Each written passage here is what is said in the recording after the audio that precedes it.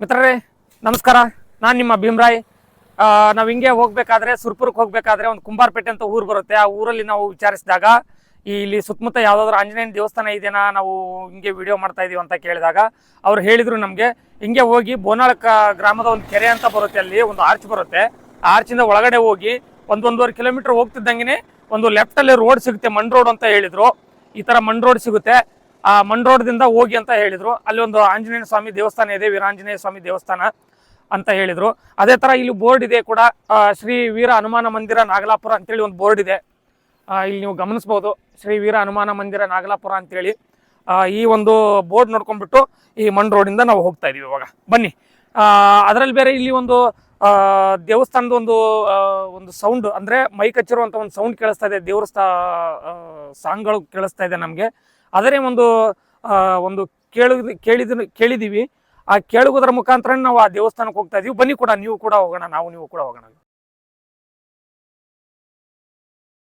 ಇದರಲ್ಲಿ ವಿಡಿಯೋದಲ್ಲಿ ನಮ್ಗೆ ತೋರಿಸ್ತಾ ಇದೀವಿ ನಿಮ್ಗೆ. ನಾವು ಅದೇ ಒಂದು ದಾರಿಯನ್ನು ಹಿಡ್ಕೊಂಡ್ಬಿಟ್ಟು ನಾವು ಹೋಗ್ತಾ ಇದೀವಿ ಇವಾಗ. ನೋಡೋಣ ಬನ್ನಿ. ಹೊಲದಲ್ಲಿರುವಂತ ಆಂಜನೇಯ ಸ್ವಾಮಿಯನ್ನ ನಿಮ್ಗೆ ಪರಿಚಯ ಮಾಡಿಕೊಡ್ತೀವಿ. ನಾವು ಆಶೀರ್ವಾದ ಪಡ್ಕೊಳ್ಳೋದ್ರೊಂದಿಗೆ ತಮಗೂ ಕೂಡ ಆಶೀರ್ವಾದವನ್ನ ಕೊಡಿಸ್ತೀವಿ.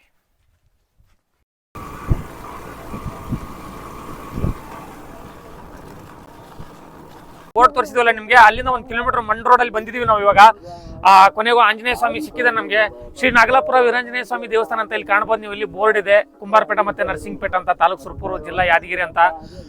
ನಿಮ್ಗೆ ನಾನಿವಾಗ ಮುಖ್ಯ ಧಾರಕ್ಕೆ ಬಂದು ನಿಂತಿದ್ದೀನಿ. ಇದೇನೋ ಇಲ್ಲಿಂದ ಸ್ಟಾರ್ಟ್ ಮಾಡ್ತಾ ಇದೀಯ ಭೀಮಾ ಅಂತ ಬೈಬೇಡ್ರಿ. ಇಲ್ಲಿ ಆಕ್ಚುಲಿ ಇತಿಹಾಸ ಸ್ಟಾರ್ಟ್ ಆಗೋದು ಇಲ್ಲಿಂದ ಸ್ಟಾರ್ಟ್ ಆಗುತ್ತೆ. ಇಲ್ಲಿ ನಮಗೆ ನಡೆದಿರ್ತಕ್ಕಂಥ ಎಲ್ಲರೂ ಕೂಡ ಈ ದೇವಸ್ಥಾನದ ಟ್ರಸ್ಟ್ನವರು ಆ್ಯಕ್ಚುಲಿ.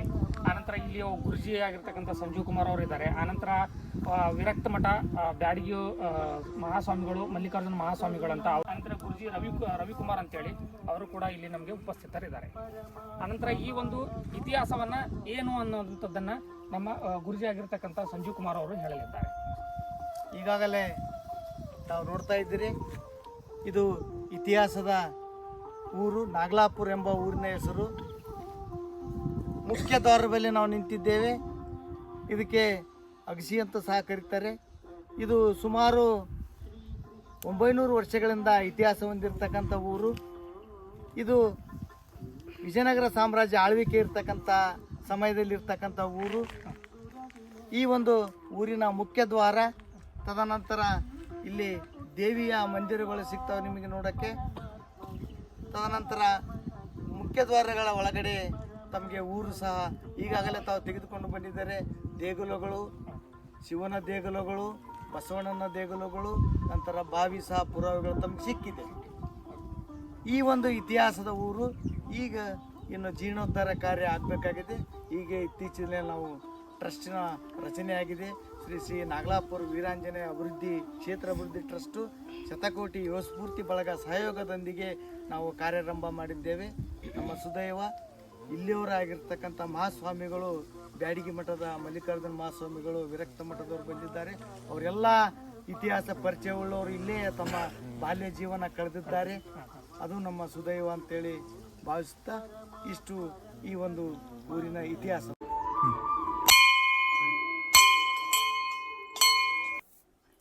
ಗುರುಗಳೇ, ಇವಾಗ ನಮ್ಗೆ ನಾಗಲಾಪುರದ ಒಂದು ಇತಿಹಾಸ ಏನಂತಂದ್ರೆ, ಮುಖ್ಯ ದ್ವಾರದಿಂದ ನಮ್ಗೆ ಅಲ್ಲಿಂದ ನಮ್ಗೆ ಪ್ರಾರಂಭ ಮಾಡ್ಕೊಂಡು ಬಂದ್ರಿ, ಹೌದಾ?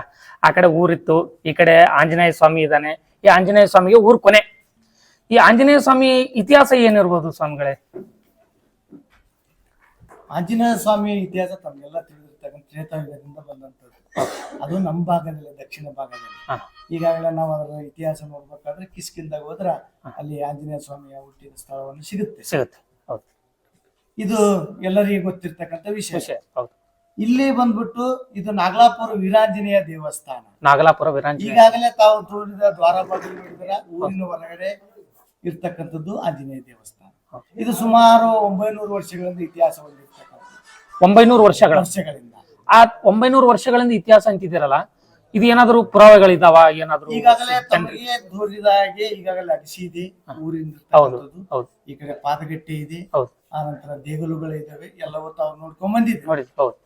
ಈಗ ನೀವು ಮೂರ್ತಿ ನೋಡ್ತಾ ಇದ್ದೀರಿ, ಇದು ವ್ಯಾಸರಾಯ ಕಾಲಕ್ಕಾದಂತ ಮೂರ್ತಿಗಳು ಅಂತೇಳಿ ನಮ್ಗೆ ಇತಿಹಾಸದಿಂದ ತಿಳಿದು ಬರ್ತದೆ. ಈಗಿನ ಮೂರ್ತಿಗಳಲ್ಲ. ಹೌದು. ಆ ಮೂರ್ತಿಗಳು ನೋಡಿದಾಗ ಅವಾಗ ಎಷ್ಟೋ ವ್ಯಾಸರಾಯರ ಕಾಲದಾಗ ನೂರಾರು ಆಂಜನೇಯ ಮೂರ್ತಿಗಳು ಸ್ಥಾಪನೆ ಮಾಡಿ 732 ಸ್ಥಾಪನೆ ಮಾಡಿದ್ದಾರೆ. ಆ ಸಮಯದಲ್ಲಿ ಇರ್ತಕ್ಕಂಥ ಮೂರ್ತಿ ಅದು ತಿಳಿದು ಬರ್ತದೆ. ಆ ರೀತಿಯಾಗಿ ಈಗಾಗಲೇ ತಮಗೆ ತಿಳಿದಿರ್ತಕ್ಕಂತೆ ಸುಮಾರು 30 ವರ್ಷಗಳಿಂದ ಈ ಜೀರ್ಣೋದ್ಧಾರ ಕಾರ್ಯಕ್ರಮ ಹಾಕೊಂಡು ಬಂದಿದ್ದಾರೆ. 30 ವರ್ಷಗಳಿಂದ. ಮೊದಲು ಯಾವ ತರ ಇತ್ತು? ಮೊದಲ ಅವಾಗ ಪುರಾವೆಯಾಗಿ ನೋಡಿದಾಗ ಸಣ್ಣ ಗುಡಿ ಇತ್ತು. ಸಣ್ಣ ಗುಡಿ ಎಲ್ಲರೂ ನೋಡಿದಾರೆ, ನಾವು ಸಣ್ಣದ್ರಾಗ ನೋಡಿದೀವಿ, ಅಜ್ಜ ಮುತ್ತವರ ಕಾಲದಾಗ ನೋಡಿದ್ದಾರೆ. ಸಣ್ಣ ಗುಡಿ ಇತ್ತು, ಗಿಡಗಳಿತ್ತು, ಎಲ್ಲ ಇತ್ತು. ಈಗೀಗ 15 ವರ್ಷದಿಂದ ಒಂದು ಹೊಸ ವಿನ್ಯಾಸವಾದ ಕಟ್ಟಡ ನಿರ್ಮಾಣ ಆಗಿದೆ. ಇದು ಹಳೆಯ ಇರ್ತಕ್ಕಂತ ಕೆಲವು ಭಕ್ತಾದಿಗಳು ಇಲ್ಲಿ ನಾಗಲಾಪುರ್ ಬರ್ಬೋದು, ಇಲ್ಲಿ ನರಸಿಂಹಪೇಟ್ ಬರ್ಬೋದು, ತದನಂತರ ಕುಂಬಾರಪೇಟ್ ಬರ್ಬೋದು, ಇದು ತಳವರಗಿರಿ ಸೀಮೆ ತಳವರಗಿರಿ ಊರು, ಆಮೇಲೆ ಸರ್ವ ಸುರಪುರ್ನ ಪಟ್ಟಣದ ಭಕ್ತಾದಿಗಳು. ಆ ಭಕ್ತಾದಿಗಳು ನವ ವಿನ್ಯಾಸದ ಕಟ್ಟಡ ನಿರ್ಮಾಣ ಮಾಡಿದ್ದಾರೆ. ಹಲವಾರು ಹಿರಿಯರು ಕಲ್ತಿಗಿಸಿ ಈ ಒಂದು ಕಟ್ಟಡ ನಿರ್ಮಾಣ ಆಗಿದೆ. ಇದು ಜೀರ್ಣೋದ್ಧಾರ ಕಾರ್ಯದಲ್ಲಿ ಮೊದಲನೇದಾಗಿ ನಮಗೆ ತಿಳಿದಿರ್ತಕ್ಕಂತೆ ಈ ಜೀರ್ಣೋದ್ಧಾರ ಕಾರ್ಯ 30 ವರ್ಷದಿಂದ ಬರುವಾಗ ಸುಮಾರು ಒಂದು 15-20 ವರ್ಷದಿಂದ ಹನುಮ ಜಯಂತಿ ಅಂತ ಒಂದು ಕಾರ್ಯಕ್ರಮ ಮಾಡ್ತಾ ಇದೆ.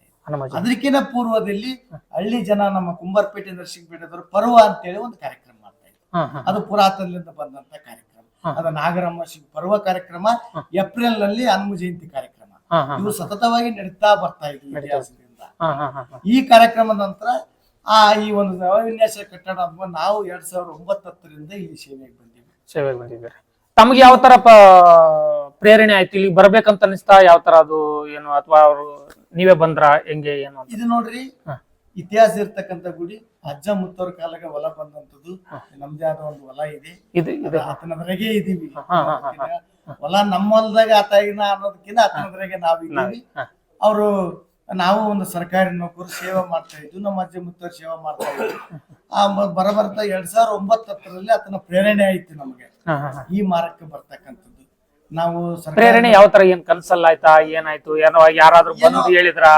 ನಮ್ಮ ಆರೋಗ್ಯ ಸರಿಗಿರ್ಲಾರ್ದ ಕಾರಣಕ್ಕ ನಾವು ಹಲವಾರು ಗುರುಗಳ ಹತ್ರ ಹೋದಾಗ ಅವ್ರು ನೀವು ಮಾಡ್ತಕ್ಕಂಥ ಸೇವೆ ಇಲ್ಲೇ ಇದೆ, ಇದನ್ನ ಬಿಟ್ಟು ಎಲ್ಲೆಲ್ಲೇ ಹೋದ್ರೆ ಏನ್ ಸಿಗಲ್ಲ ಅಂತೇಳಿ ಅಂದಾಗ ಅವಾಗ ನಾವು ಇದ್ರ ಬಗ್ಗೆ ಕಾಳಜಿ ವಹಿಸಿ ಇಲ್ಲಿ ನಾವು ಆಸಕ್ತಿ ವಹಿಸಿ ಬಂದು ಈತನ ಸೇವೆ ಮಾಡುವಾಗ ನಮ್ಗೆ ಅದನ್ನ ಪ್ರೇರಣೆ ಆಯ್ತು. ಸಂಪೂರ್ಣವಾದ ಪ್ರೇರಣೆ ಆದ ನಂತರ 2009-10ರಿಂದ ಇಲ್ಲಿವರೆಗೆ ಸತ್ತವಾಗಿ ಸೇವೆ ಮಾಡ್ಕೊಂತ ಬಂದಿದ್ದೇವೆ. ಬೆಳಿಗ್ಗೆ ಆಗಿರ್ಬೋದು, ಸಾಯಂಕಾಲ ಪೂಜೆ ಪುರಸ್ಕಾರ ಗುರುಗಳು ಇರ್ತಾರ, ಸದಾವಾಗಿ ಸೇವೆ ಮಾಡ್ತಾ ಇದ್ದೀವಿ. ಸರ್, ಗುರುಜಿ ಮೂರ್ತಿ ಯಾವ ತರ ಇದೆ ಅಂದ್ರೆ ಮುಖ ಅದು ಆಗಿರ್ಬೋದು, ಯಾವ ಪೂರ್ವಕ್ಕಿದೆನಾ, ಯಾವ ತರ ಇದೆ ವಿನ್ಯಾಸ? ಹೆಚ್ಚಾಗಿ ನಾವು ಒಂದು ಇತಿಹಾಸ ಅಧ್ಯಯನ ಮಾಡಿದ ಪ್ರಕಾರ ನಾವೇನಂತೇವೆ, ಹನುಮಂತ ದೇವ್ರ ಗುಡಿ ದಕ್ಷಿಣಕ್ಕೆ ಇರ್ತದೆ. ದಕ್ಷಿಣ ಮುಖವಾಗಿ ಯಾಕೆ ಇರ್ತದೆ? ಆತನ ಮುಖ ಪೂರ್ವಕ್ಕೆ ಇರ್ತದೆ, ಗುಡಿ ಇರೋದು ದಕ್ಷಿಣ ಮುಖವಾಗಿ. ಇದಕ್ಕೆ ನಾವು ಇತಿಹಾಸ ತೆಗೆದು ನೋಡ, ತ್ರೇತಾಯುಗದಲ್ಲಿ ರಾಮ ಲಕ್ಷ್ಮಣ ಅವರು ಸೀದಾ ಇಲ್ಲಿಗೆ ಕಿಷ್ಕಿಂದಾಗ ಬಂದಾಗ ವಾಲಿ ಸುಗ್ರೀವನ್ ಭೇಟಿ ಆಗ್ತಾರ, ಆಂಜನೇಯ ಸ್ವಾಮಿ ಭೇಟಿ ಮಾಡಿಸ್ತಾರ. ಆ ವಾಲಿನ ಸಂಹಾರ ಮಾಡಿ ಸುಗ್ರೀವ ರಾಜ್ಯ ಕೊಟ್ಟಾಗ ಸುಗ್ರೀವ ಮಹಾರಾಜನಿಗೆ ಒಂದು ಬೇಡಿಕೆ ಇಡ್ತಾರ ರಾಮ ಲಕ್ಷ್ಮಣ ಅವರು, ಏನಂದ್ರೆ ಸೀತಾ ನೋಡ್ಕೊಂಡ್ ಬರ್ಬೇಕು.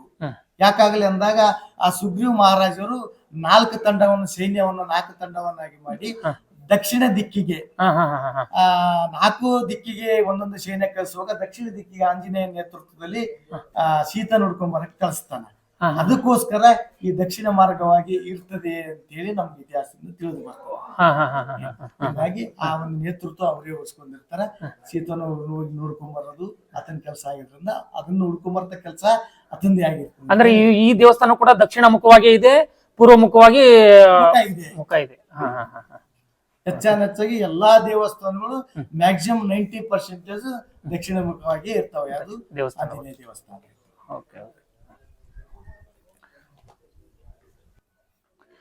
ನಾವೀಗ ಬೇರೆ ಬೇರೆ ಕಡೆಗಳೆಲ್ಲ ಹೋದಾಗ ಆಂಜನೇಯನ ದೇವಸ್ಥಾನದಲ್ಲಿ ಕೆಲವೊಂದಿಷ್ಟು ವಿಶೇಷತೆಗಳನ್ನ ನೋಡಿದೀವಿ.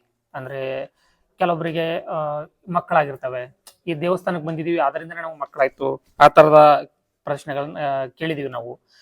ಇಲ್ಲಿ ಯಾವ ತರ ನೀವು ಬರುವಂತ ಜನರಿಗೆ, ಅಂದ್ರೆ ಬರುವಂತ ಭಕ್ತರ ಕಷ್ಟಗಳನ್ನ ಹೇಳ್ಕೊಂಡು ಬಂದವರಿಗೆ ಯಾವ ತರದಾಗಿ ನೀವು ಸೂಚನೆಗಳನ್ನ, ಮಾಹಿತಿಗಳನ್ನ ಕೊಡ್ತಾ ಇದ್ದೀರಾ ಅಂತವ್ರಿಗೆ? ನೀವು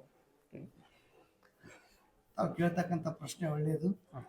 ಇಲ್ಲಿ ಈಗಾಗಲೇ ಶಕ್ತಿ ಪೀಠ, ಶಕ್ತಿ ದೇವತೆ, ಇತಿಹಾಸ ಉಳ್ಳದ್ದು, ಹೊರಗಡೆ ಪ್ರದೇಶ ಇರೋದ್ರಿಂದ ಇಲ್ಲಿ ಬಂದಂತ ಭಕ್ತಾದಿಗಳಿಗೆ ಕಷ್ಟ ಪರಿಹಾರಕ್ಕಾಗಿ ಆತನ ಬೀಳ್ಕೊಳ್ಳೋದ್ರಿಂದ ನಾವು ಕೊಡ್ತಕ್ಕಂಥ ಸಲಹೆಗಳು ಏನಂದ್ರೆ ಪೂಜೆಯಲ್ಲೇ ಕೂಡ್ರಿ. ನಾವು ಪ್ರತಿ ಡಿಸೆಂಬರ್ನಲ್ಲಿ ಕಾರ್ತಿಕೋತ್ಸವ ಕಾರ್ಯಕ್ರಮ ಮಾಡುವಾಗ ಅಲ್ಲಿ ಹೋಮ ಮಾಡ್ತೀವಿ ನಾವು. ದೊಡ್ಡ ಪ್ರಮಾಣದ ಒಂದೊಂದು ವರ್ಷ ಒಂದೊಂದು ಹೋಮಗಳನ್ನು ಮಾಡ್ತೀವಿ. ಹೋಮದಲ್ಲಿ ಯಾರಿಗೆ ಮಕ್ಕಳಾಗಿಲ್ಲ, ಯಾವ ಹೋಮ ಯಾವ ಇಲ್ಲಿ ಈಗಾಗಲೇ ರಂಗನಪೇಟೆಯಲ್ಲಿ ಹೋಮ ಯಾವ್ದ್ರದು? ಗಾಯತ್ರಿ ಹೋಮ ಅಂತ ಮಾಡ್ತೀವಿ, ಎಲ್ಲ ಗಾಯತ್ರಿ ಹೋಮ ಮಾಡ್ತೀವಿ, ಧನ್ವಂತರಿ ಹೋಮ ಮಾಡ್ತೀವಿ, ಹಲವಾರು ವರ್ಷ ಒಂದೊಂದು ಹೋಮ ಮಾಡ್ತಿರ್ತೀವಿ. ಆ ಹೋಮದಾಗ ಕುಂದ್ರುವಾಗ ಸಂಕಲ್ಪ ಅವರಿಗೆ ಅಲ್ಲಿ ಮಾಡಿಸ್ತೀವಿ. ಆ ಬಂದ ಆತನ ಆಂಜನೇಯ ಸ್ವಾಮಿಯ ಮುಂದಿನಗಡೆ ಸಂಕಲ್ಪ ಮಾಡಿಸಿದಾಗ ಇಲ್ಲೇ ರಂಗನಪೇಟೆ ಇರ್ತಕ್ಕಂಥ ಭಕ್ತಾದಿಗಳು ಸುಮಾರು ಒಂದು 5-6 ವರ್ಷ ಮಕ್ಕಳಾಗಿದ್ದಿಲ್ಲ ಅವ್ರಿಗೆ. ಆ ಒಂದು ದಂಪತಿ ಕೂಡಿಸಿದಾಗ ಇಲ್ಲಿ ಅದೋ ಕಳಸಾರೋಹಣ ಕಾರ್ಯಕ್ರಮ ಇತ್ತು. ಅವಾಗೂ ಸಹ ನಮ್ಮ ಜೊತೆ ಕೂತು ಅದಕ್ಕೆ ಭಾಗಿಯಾದಾಗ 1 ವರ್ಷದಟ್ಟಿ ಗಂಡು ಮಗನ ಜನನ ಆಯ್ತು. ಬಹಳ ಸಂತೋಷ ವ್ಯಕ್ತಪಡಿಸಿದ್ರು. ಅದೇ ರೀತಿಯಾಗಿ ಒಬ್ಬ ಸರ್ಕಾರಿ ನೌಕರರದಾನೆ, ವೆಟರ್ನರಿ ಡಾಕ್ಟರ್ ಅದಾನ, ಅವರಿಗೆ 2-3 ಹೆಣ್ಣಿನಿಂದ ಗಂಡು ಇದ್ದಿದ್ದಿಲ್ಲ. ಗಂಡು ಬೇಕು ಅಂತೇಳಿ ಸಂಕಲ್ಪ ಮಾಡಿ ಹಲವಾರು ಪೂಜೆಗಳು ಮಾಡಿದಾಗ ಅವರಿಗೂ ಗಂಡು ಸಂತಾನ ಆಗಿದೆ. ಅವರು ಒಂದು ಬೇಡಿಕೆ ಈಡೇರಿಸಿದ್ದಾರೆ. ಇದೇ ತರನವಾಗಿ ನಾವು ತುಳಸಿ ಪೂಜೆಗ ತುಳಸಿ ಟೈಮ್ಗೆ ಅವ್ರಿಗೆ ಯಾರಿಗೆ ಮಕ್ಕಳಾಗಿರೋದಲ್ಲ, ಮದುವೆ ಆಗಿರೋದಲ್ಲ ಅಂತ ತುಳಸಿ ಪೂಜೆ ಕೂಡಿಸಿದಾಗ ಅವರಿಗೆ ಸಹ ವರ್ಷದೊಳಗಾಗಿ ಮಗುವಿನ ಜನನ ಆಗಿದೆ. ಇದು ನೋಡ್ತಕ್ಕಂಥ ಉದಾಹರಣೆಗಳು ಸಿಗ್ತಾವ. ನಮ್ಮ ಸದ್ಯಕ್ಕೆ ಅದಾರ ಅವರು ಬಂದಂತ ಭಕ್ತಾದಿಗಳು ಸಿಗ್ತಾರ. ಇನ್ನು ಮತ್ತೆ ಏನೇನ್ ಕಷ್ಟಗಳನ್ನ ಹೇಳ್ಕೊಂಡ್ ಬರ್ಬೋದು ಸ್ವಾಮೀಜಿ ಇಲ್ಲಿ? ಏನಾದ್ರು ತಾವು ತಿಳಿದಿರ್ತಕ್ಕಂಥ ಆಂಜನೇಯ ಸ್ವಾಮಿಯಲ್ಲಿ ಎಲ್ಲಾ ಕಷ್ಟಗಳನ್ನ ಹೇಳ್ಕೊಂಡ್ ಬರ್ತಾರ. ಆರಾಮ್ ಇರ್ಲಿಲ್ಲ ಅಂದ್ರ ಮಗುವಿಗೆ ಸಹ ಕಷ್ಟ ಹೇಳ್ಕೊಂಡ್ ಬರ್ತಾರ. ಮಗುವಿಗೆ ಆರಾಮ್ ಇರ್ಲಿಲ್ಲ ಅಂದ್ರ ಎಲ್ಲೇ ಗುರುಗಳ ಹತ್ರ ಹೋದಾಗ ಆ ಗುರುಗಳು ಕಳ್ಸೋದೇ ಆಂಜನೇಯ ಸ್ವಾಮಿ. ಇಲ್ಲಿ ಬಂದು ಪ್ರದಕ್ಷಿಣೆ ಹಾಕೊಂಡು 1 ವಾರ ಹೋಗ್ರಿ, 11 ದಿನ ಹೋಗ್ರಿ, 15 ದಿನ ಹೋದಾಗ ಸಂಪೂರ್ಣವಾಗಿ ಪರಿಹಾರ ಆಗ್ತಕ್ಕಂಥದ್ದು ಈ ಸ್ವಾಮಿ ಬಳಿ ಕಂಡುಕೊಂಡಿದ್ದಾರೆ. ಹಿಂಗಾಗಿ ಸುಮಾರು ಕಿಲೋಮೀಟರ್ ದೂರ ಇದ್ರು ಸಹ ಭಕ್ತಾದಿಗಳು ಬಂದು ಪರಿಹಾರ ಕಂಡುಕೊಂಡು ಹೋಗಿದ್ದಾರೆ. ಅನಂತರ ಸ್ವಾಮೀಜಿ ಇಲ್ಲಿ ಜಾತ್ರೆ ಉತ್ಸವ ಯಾವ ಸಮಯದಲ್ಲಿ ಯಾವ ತರ ಜಾತ್ರೆಗಳನ್ನ ಮಾಡ್ತೀರಾ ಸ್ವಾಮೀಜಿ? 2009ರಿಂದ ಸೇವೆ ಮಾಡ್ಬರ್ತಾರೆ. ಮಿನಿಮಮ್ 8 ವರ್ಷದಿಂದ ದಾಸೋಹ ಕಾರ್ಯಕ್ರಮ ಮಾಡ್ತಾ ಇದ್ವಿ. ನಾವ್ ಈಗಾಗಲೇ ಮಲೆನಾಡಿನ ಪ್ರದೇಶದಲ್ಲಿ ನೋಡಿದಾಗ ಹಲವಾರು ಒಂದು ಮಂದಿರದಲ್ಲಿ ದಾಸೋಹ ಇರ್ತದೆ. ಆ ನಿಟ್ಟಿನಲ್ಲಿ ನಾವು ಚರ್ಚೆ ಮಾಡ್ಕೊಂಡು ಬಂದು ನಾವೆಲ್ಲಾ ಭಕ್ತಾದಿಗಳು ಕೂಡಿ ಇಲ್ಲಿ 8 ವರ್ಷದಿಂದ ನಾವು ದಾಸೋಹ ಪ್ರತಿ ಅಮಾವಾಸ್ಯೆಗೆ ದಾಸೋಹ ಕಾರ್ಯಕ್ರಮ ಇರ್ತದೆ. 12 ಅಮಾವಾಸ್ಯೆಗೆ 12 ದಾಸೋಹ ಕಾರ್ಯಕ್ರಮ ಮಾಡ್ತಾ ಇರ್ತೀವಿ. ಬೆಳಿಗ್ಗೆ 10 ಗಂಟೆಗೆ ಸಂಕಲ್ಪ ಆಗ್ತದೆ, 2-3 ಗಂಟೆಗೆ ದಾಸೋಹ ಮುಕ್ತ ಇರ್ತದೆ.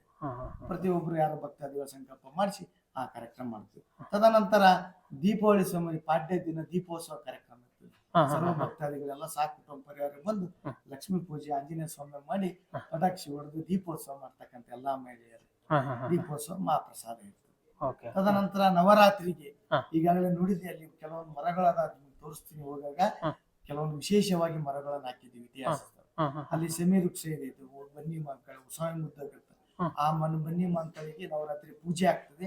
ಅವತ್ತ ನವರಾತ್ರಿ ದಿನ 9 ದಿನ ಶುಕ್ರವಾರ ದಿನ ಗುಡಿ ತುಂಬಾ ಕಾರ್ಯಕ್ರಮ, ಎಲ್ಲಾ ಅಮ್ಮನವ್ರ ಗುಡಿ ತುಂಬಾ ಕಾರ್ಯಕ್ರಮ ಸಹ ನಾವು ಜರುಗಿಸ್ತೀವಿ, ಮಾಡ್ಕೊಂತ ಬಂದಿವಿ. ಈಗ ಕೊನೆಯದಾಗಿ ಡಿಸೆಂಬರ್ಗೆ ಕಾರ್ತಿಕೋತ್ಸವ ಕಾರ್ಯಕ್ರಮ, ಏಪ್ರಿಲ್ ನಲ್ಲಿ ಹನುಮ ಜಯಂತಿ, ನಾಗರಮಶಿಯಲ್ಲಿ ಪರ್ವ ಕಾರ್ಯಕ್ರಮ. ಇಷ್ಟೆಲ್ಲ ಕಾರ್ಯಕ್ರಮಗಳು ಈ ನಿಟ್ಟಿನಲ್ಲಿ ನಡೀತಾ ಇದೆ. ಮತ್ತೆ ಜನವರಿ 6ಕ್ಕೇನೋ ಜಾತ್ರೆ ಆತರ ಏನೋ ಹೇಳಿದ್ರು ಇದೆ. ಈಗ ಡಿಸೆಂಬರ್ ಕಾರ್ತಿಕನೇ ಈ ಸಾರಿ ಮುಂದೆ ಹೋಗಿದ್ರಿಂದ ಜನವರಿ 6 ಕಾರ್ತಿಕೋತ್ಸವನೇ ಜನವರಿ 6ಕ್ಕಿದೆ. ಆ ಜಾತ್ರೆಯಲ್ಲಿ ಏನೇನೆಲ್ಲ ನಡೀತದೆ ನೋಡ್ರಿ? ನಾವು ಜನವರಿ 6ಕ್ಕೆ 5 ಮತ್ತು 6ನೇ ತಾರೀಕು 2 ದಿನ ಕಾರ್ಯಕ್ರಮ ಈಗಾಗಲೇ ಪಾಂಪ್ಲೆಟ್ಸ್ ಮೂಲಕ ತೋರಿಸಿದ್ವಿ. ತಮಗೆ ತಿಳಿದಂತ 5ನೇ ತಾರೀಕು ಎಲ್ಲಾ ಅಮ್ಮನವರಿಗೆ ಗುಡಿ ತುಂಬಾ ಕಾರ್ಯಕ್ರಮ. ತದಾದ ನಂತರ ಮಹಾಪ್ರಸಾದ ಸಾಯಂಕಾಲ. ನಂತರ ಬೆಳಿಗ್ಗೆ ಎದ್ದ ತಕ್ಷಣ ಸುಪ್ರಭಾತ ಆಗುತ್ತದೆ. ಒಳಿ ನೀರು ಬಳಿಗೆ ಹೋಗಿ ನೀರು ಬಿಂದಿಗೆ ಬರ್ತದೆ. ಪಲ್ಲಕ್ಕಿಯಿಂದ ಪಲ್ಲಕ್ಕಿ ಏನಿಲ್ರಿ, ಇದು ಇತಿಹಾಸ ಇರುವುದರಿಂದ ಈ ಸದ್ಯಕ್ಕೆ ಪ್ರಾರಂಭ ಮಾಡಿದ್ದೀವಿ. ಬಿಂದಿಗೆ ಮೂಲಕ ಬರ್ತದೆ. ಎಲ್ಲಿಗೆ ಹೋಗಿ ಬರ್ತೀರಿ? ಶಳ್ಳಿಗೆ. ನಮ್ಮ ಭಾಗದ ಎಲ್ಲರೂ ಶಳ್ಳಿಗೆ ಹೊಡಿಗೆ. ಅಲ್ಲಿ ಯಾವ ನದಿ ಇರೋದು? ಅದು ಕೃಷ್ಣ ನದಿ.